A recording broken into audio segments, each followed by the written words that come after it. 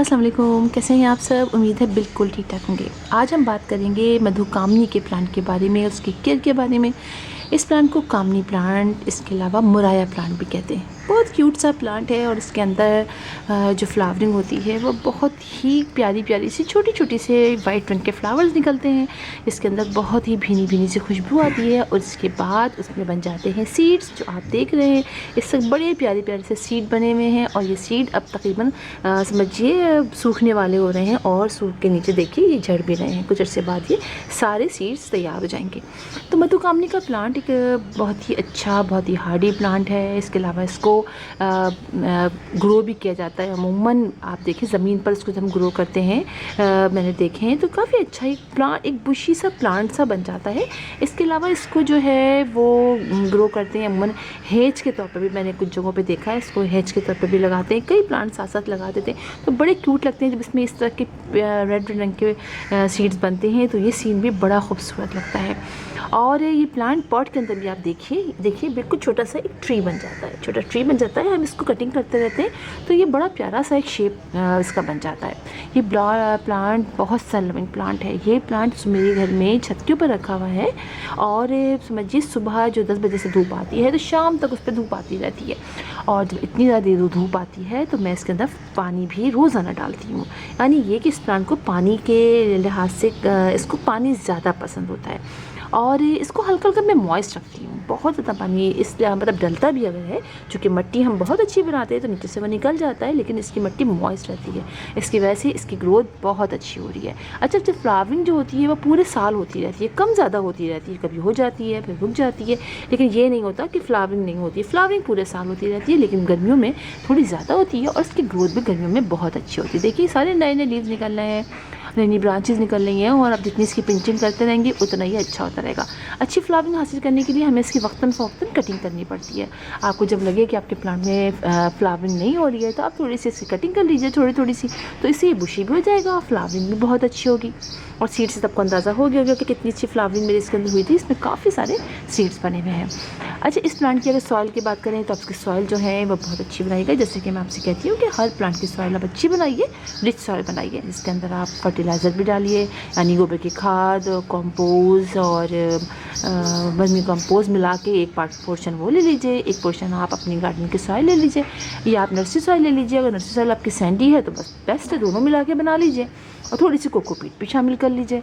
वरना अगर नर्सरी की सॉइल आपकी सैंडी नहीं होती है तो फिर आप नर्सरी की सॉइल ले लीजिए और थोड़ा सा मिकदार में सैंड भी मिला लीजिए, ताकि अच्छी वेल्डन सॉइल आप बना लीजिए, उसमें प्लांट को लगा लीजिए। और एक बात और, बहुत अच्छी फ्लावरिंग के लिए आप इसके अंदर फर्टिलाइज़र जो डालेंगे वो आप हर 10 डेज़ में डालिए। आपको मस्टर्ड की का फर्टिलाइज़र इसके लिए बेस्ट लगेगा।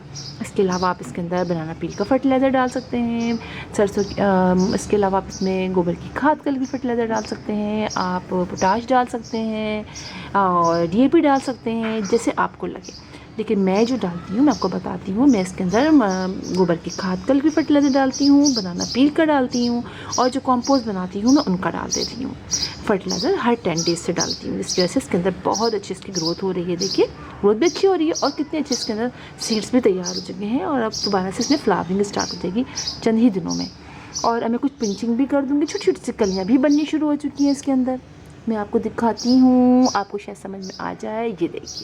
ये देखिए आपको मैं कैसे दिखाऊँ, ये देखिए, ये शायद समझ में आ जाए। छोटी छोटी कलियाँ बननी शुरू हो गई हैं।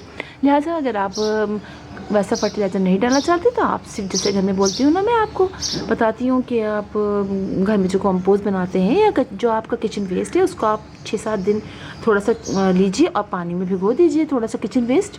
इसके अंदर आप में सरसों, आप इसके अंदर बना मतलब मुख्तलिफ सब्जियों की आप छिलके डाल दीजिए और बस सब्जियों के छिलके डाल के या फ्रूट के छिलके डाल के आप 6-7 दिन उस पानी को आप रख दीजिए। उसको पानी के अंदर 1-2 मुट्ठी ऐसे थोड़ा सा इतना सा ले लीजिए, आप उसको 1 लीटर पानी में डाल के आप 6-7 दिन के लिए छोड़ दीजिए।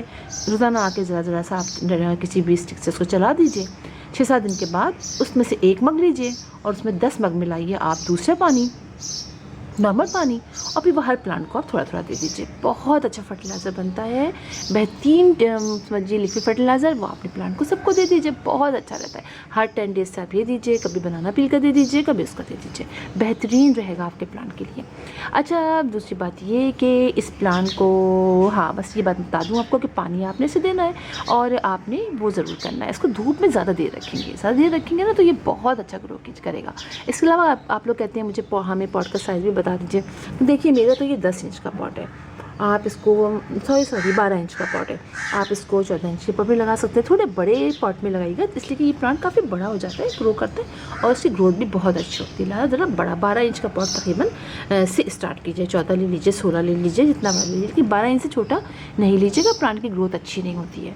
ठीक है, आपने ये करना है। और इंसेक्टिसाइड की बात हो जाए तो आप हर प्लांट को डाल कीजिए तो इस पर भी कर दीजिए, बेहतरीन रहेगा आपके प्लांट के लिए, हर प्लांट की तरह।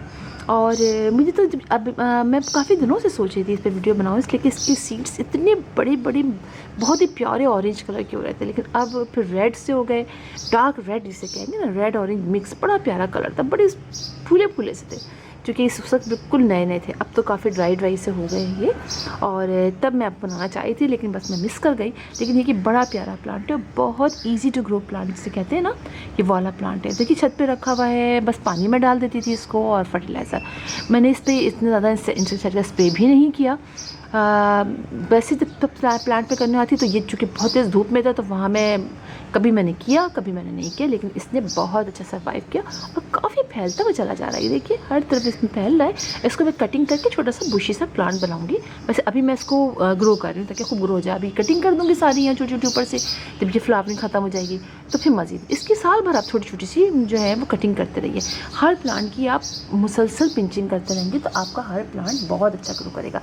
जैसे कि मैं आपको हमेशा दिखाती हूँ, अपने प्लांट बताती हूँ। आप ये देखिए मेरा गोल्डन एज प्लांट, ये देखिए आप, छोटा सा पॉट है लेकिन आप इसकी ग्रोथ देखिए प्लांट की कितनी अच्छी हो रही है। और इसके अंदर मैं मुसलसल लगाती हूँ कटिंग्स, ये देखिए कितनी कटिंग्स है। तो एक प्लांट पॉट में अपने प्लांट को अच्छा ग्रो करने के लिए आप उसकी मुसलसल कटिंग्स लगाते रहिए, तो उससे होगा ये कि आपका पॉट भी खूबसूरत लगेगा, आपका प्लांट भी बहुत चलेगा। इसी तरह आप इसको भी करते रहिए, कटिंग करते रहिए, कटिंग करके छोटी छोटी सी इसकी ब्रांचेस कट करके आप कट भी करते रहिए और उसको आप लगा भी सकते हैं, कटिंग से भी ग्रो कर सकते हैं। मैंने भी किया तो नहीं है, जैसे ये मेरा प्लांट इतना बड़ा नहीं है, लेकिन हर प्लांट की तरह इसको भी, इसकी कोई जो है जैसे यहाँ से कोई ब्रांच ले लीजिए आप, यहाँ से कोई थोड़ी सी बड़ी ब्रांच ले लीजिए, इतनी बड़ी ब्रांच। और अभी नहीं कीजिएगा, अगर आपको करना है तो आप रेनी सीज़न में कीजिएगा या स्प्रिंग के सीज़न में कीजिएगा। अभी लगाएंगे तो बहुत गर्मियाँ पड़ी हैं, आपका प्लांट शायद, आपकी कटिंग शायद लग ना सके। बस इसी तरह आप कीजिए, इंशाल्लाह आपका ये प्लांट बहुत अच्छा ग्रो करने लगेगा। और इसी के साथ मैं आपको दिखाती हूँ अपना एक और, चलिए इसी बहाने मैं आपको दिखा दूँ। आप देखिए कि मेरे फ्लावर हो रहा है इस वक्त। चलिए जनाब, अब मैंने पानी भी नहीं डाला, आज भी गर्मी है। ये देखिए करी पत्ते के प्लांट में कितनी प्यारी फ्लावरिंग हो रही है। और देखिए ये बन रहे हैं सीड्स। अगर आपको अपने करी पत्ते के प्लांट पे फ्लावरिंग नहीं चाहिए, सिर्फ उसकी ग्रोथ चाहिए, लेकिन जब हम इसमें फ्लावरिंग होती है ना तो इसकी ग्रोथ रुक जाती है। देखिए मेरे इस प्लांट की ग्रोथ रुक गई है, सिर्फ फ्लावरिंग हो रही है। देखिए मुझे बहुत अच्छा लग रहा है। इसलिए कड़ी पत्ते के और प्लांट मेरे पास हैं, इसलिए मैंने कहा चलिए इस पर सीड बने दूँ। और ये देखिए कितने प्यारे से सीड बन रहे हैं, देखिए आप, देखिए एक सीड बनेंगे ना तो मैं और भी बहुत से कड़ी पत्ते लगाऊंगी, कि प्लांट लगाऊंगी। ये देखिए बहुत प्यारे तो सीड बनते हैं ना, तो फिर हमारे प्लांट की ग्रोथ रुक जाती है। जितना लंबा सा हो गया है, सारे इसके स्टेम भी, मतलब सारी ब्रांचेस भी सूख गई सर्दियों में, काफ़ी इसके पत्ते जो पॉट में लगाते हैं वो झड़ जाते हैं। लिहाजा अभी लेकिन मैंने इस पर फ्लावरिंग आने दी है, इसलिए मेरा बड़ा दिल चाह रहा है इसमें फ्लावरिंग हो। आप ये देखिए ये भी हो रही है, 3-4 फ्लावरिंग, 3 तो ये है और चौथा देखिए ये इसमें सीड भी बन गए। तो इतने नाजुक से प्लांट बेचारे को जुल्म हो गया है, इतने सारे सीड बना रहे हैं। लेकिन चलिए जनाब, सीड बन जाएंगे तो मैं इस कट कर दूँगी, फिर और मज़ीद ये बुश हो जाएगा। तो फिर इंशाल्लाह आप लोगों से मुलाकात होगी किसी और वीडियो में, किसी और टॉपिक के साथ। तब तक के लिए अल्लाह हाफिज़।